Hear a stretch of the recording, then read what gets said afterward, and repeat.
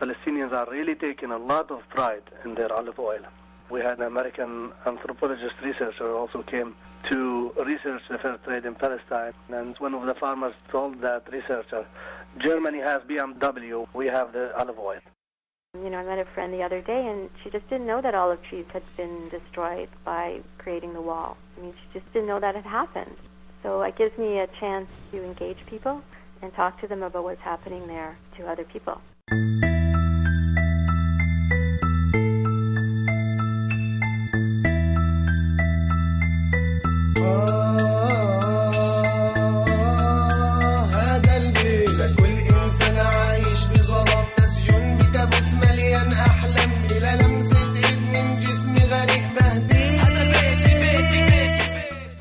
Zatoun, a life story in 4 parts. Here is the 4th. This tree is part of us. Assalamu alaikum, shalom aleichem, peace be with you. I'm Michael Riordon. Zatoun is the Arabic word for olive. It is also a Canadian grassroots initiative to bring fair trade organic olive oil from farmer cooperatives in Palestine to North America. 3 years after Robert Massoud created Zatoun, he traveled to the West Bank for a harvest festival organized by the Palestine Fair Trade Association. So here there are these 200 farming families, and there's a very traditional meal called mensaf, cooked with onion and cumin on bread with fried chicken on top. Very tasty. And that particular meal on that festival was made with olive oil pressed that day. So that's part of the festival, is really to bring in the olive oil. And the entire music was especially written for the festival, and it all had to do with the olive tree and the harvest.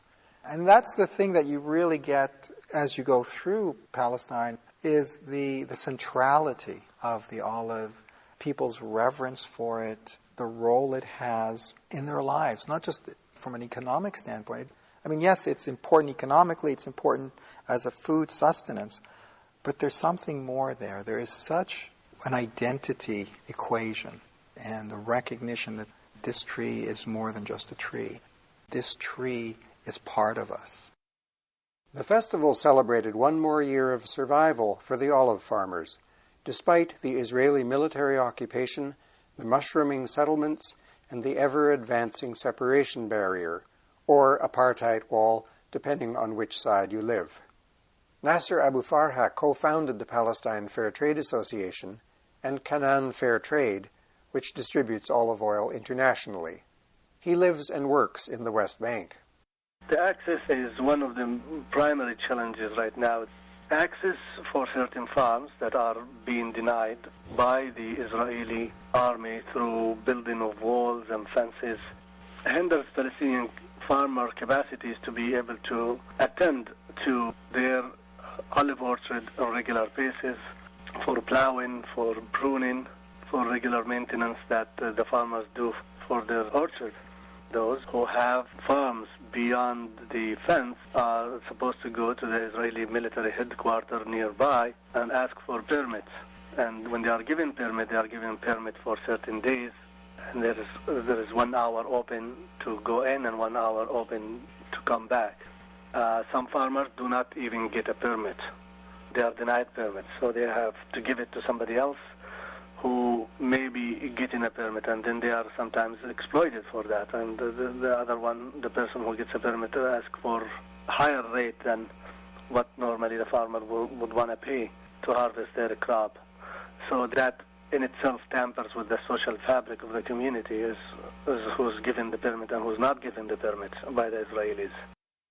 The American organization Jewish Voice for Peace calls the maze of Israeli military checkpoints throughout Palestine one of the 10 plagues of the occupation. The other challenge is the daily movement in the West Bank area is limited by so many checkpoints.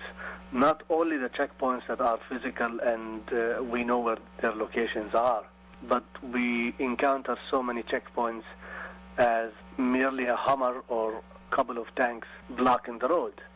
You will be driving in the road and all of a sudden there is a holdup. You're held. You could be held for an hour, you could be held for 5 hours, you could be just turned back. And there is no control and there is no navigation for these checkpoints. They're all over the place most of the time. And that limits people's capacity to conduct business and exchange and buy in supplies and send in product. So these are some of the challenges that we deal with in order to simply just collect the oil.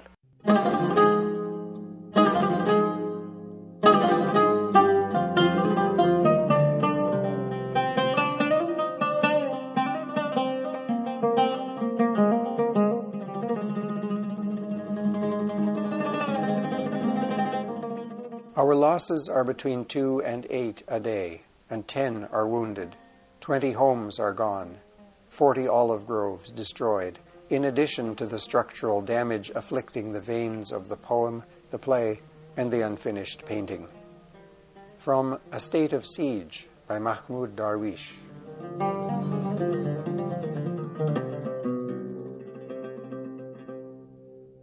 The Holy Scriptures of Islam, Judaism, and Christianity all identify the olive tree as a symbol of life, fertility, and peace. But under Israeli military occupation, the symbol of peace hasn't fared so well. Robert Massoud. Since the 1967, over 1 million trees have been destroyed or confiscated by Israeli policies and settlements. Much more seriously now, the wall that is being constructed to a large extent inside of Palestine or the West Bank. And so it's going to literally freeze out or trap 2 million trees between the green line and the wall. Farmers who previously had trees close to the green line, those trees are not going to be accessible to them. So you would have lost 1 million trees, 67, to the building of the wall.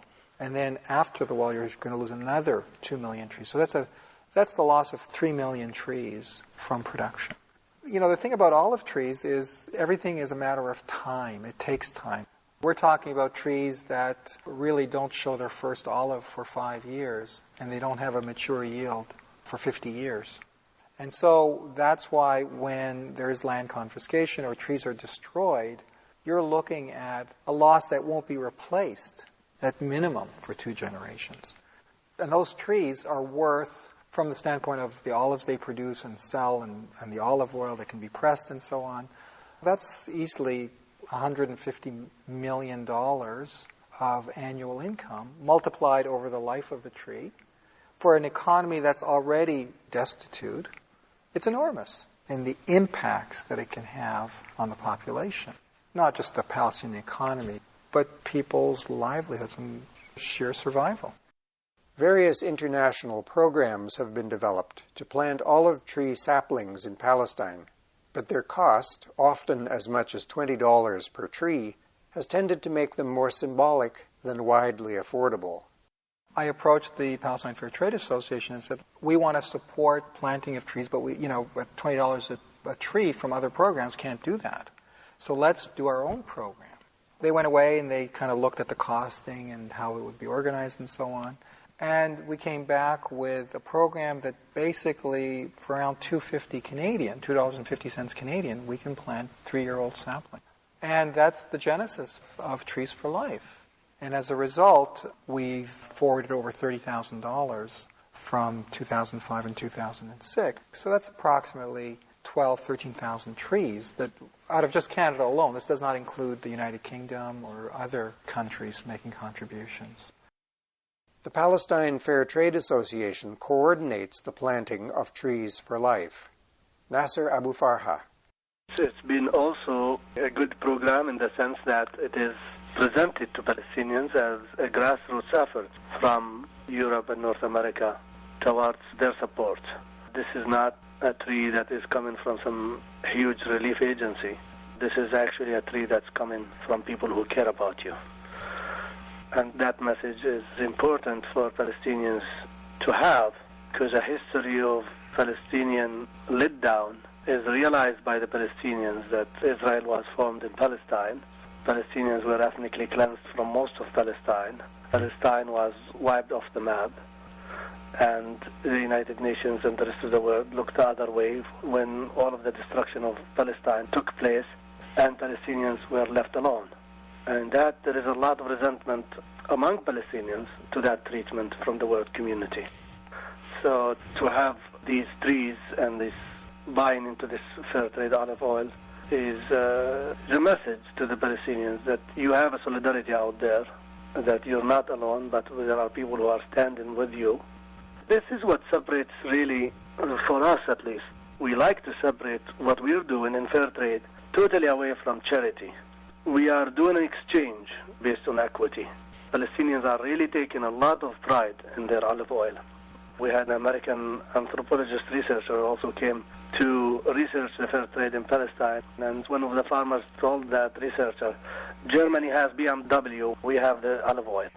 So they are taking so much pride in producing this olive oil and sending it to the world, and they want that recognition, and that's what fair trade is about.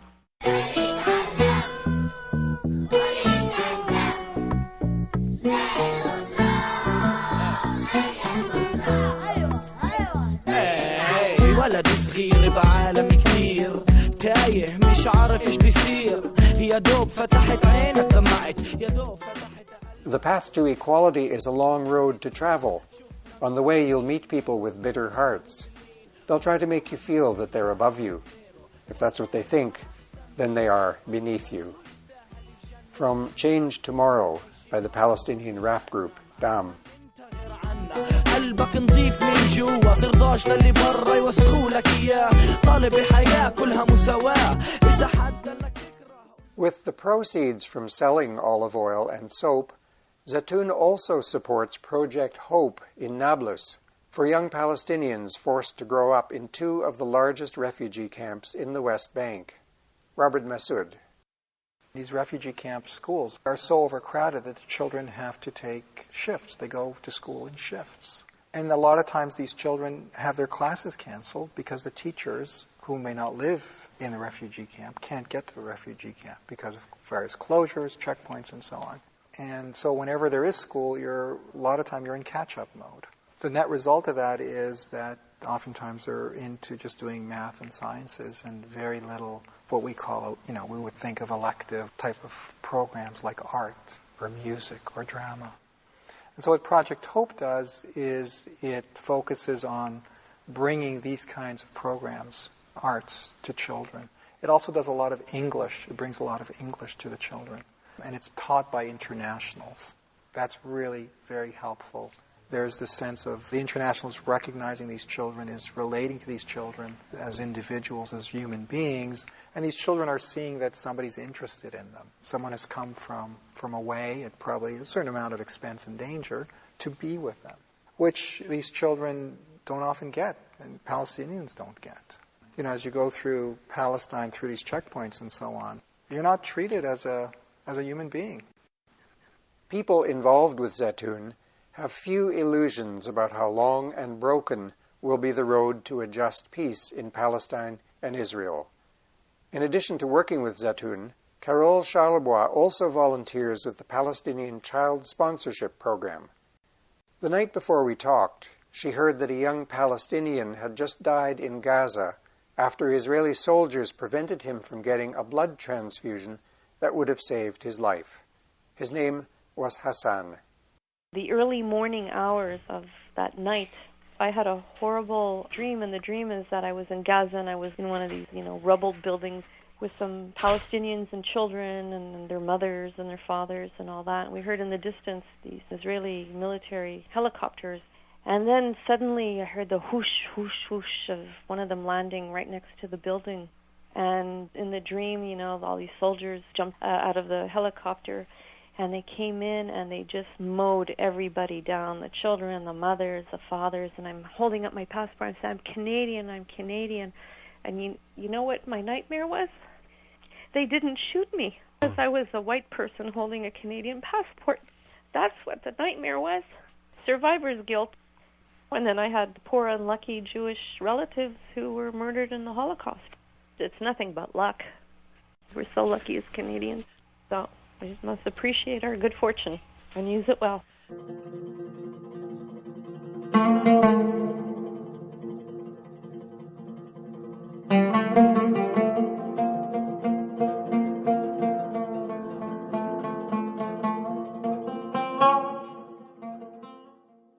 Zatoun continues to engage more and more volunteers across Canada and the United States. People like Miriam Garfinkel, a medical doctor in Toronto. I think Zatoun is the best thing that I can do to make a change. It's helping people. It's helping the farmers. It's helping their families. It's making a difference to their lives. And it's keeping them in touch with us. It keeps them in touch with the outside world because they know that they're being appreciated by us, that we love their oil, that we're supporting their product, their livelihood, and that we value them and respect them. So it gives me an ability to reach out to others and in such a very concrete way. It raises people's awareness about what's happening there because I think a lot of people don't know. I met a friend the other day and she just didn't know that olive trees had been destroyed by creating the wall. She just didn't know that had happened. So it gives me a chance to engage people and talk to them about what's happening there to other people. Samir Mukaddam is Program Director of the American Friends Service Committee's Middle East Peace Education Program in Atlanta, Georgia. The Quaker Peace and Social Justice Organization is the primary distributor of Zatoun in the United States. This year we're hoping to go to 400 cases from the estimated 250 from last year, which is quite a bit. Because it serves our educational purposes, we can go ahead with this project because we believe every time someone even picks up a bottle and uses it, they're getting educated or they're remembering the stories we tell them about this olive oil. Because that's what we believe will eventually help the farmers, is if the occupation ends and people understand their stories. Born on a kibbutz in Israel, Smadar Carmon now volunteers with Zatoun in Toronto. It's sane. That's what I love about it, actually. People need to make a survival. They can't sell their stuff there because they're under siege. And so they get it here, and people want to support that. It's very respectful. There's nothing threatening about it. There's nothing aggressive. It's very simple, down to earth. It's an original way to do activism. Not only original, it's also effective. It's just something totally positive.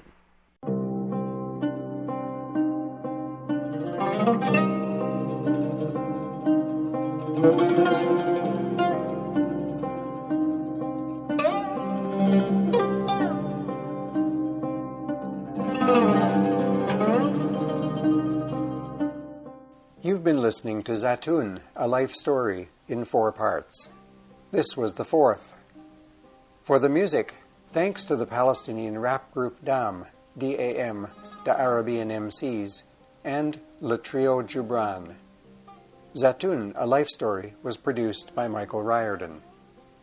Salam alaikum, shalom aleichem, peace be with you.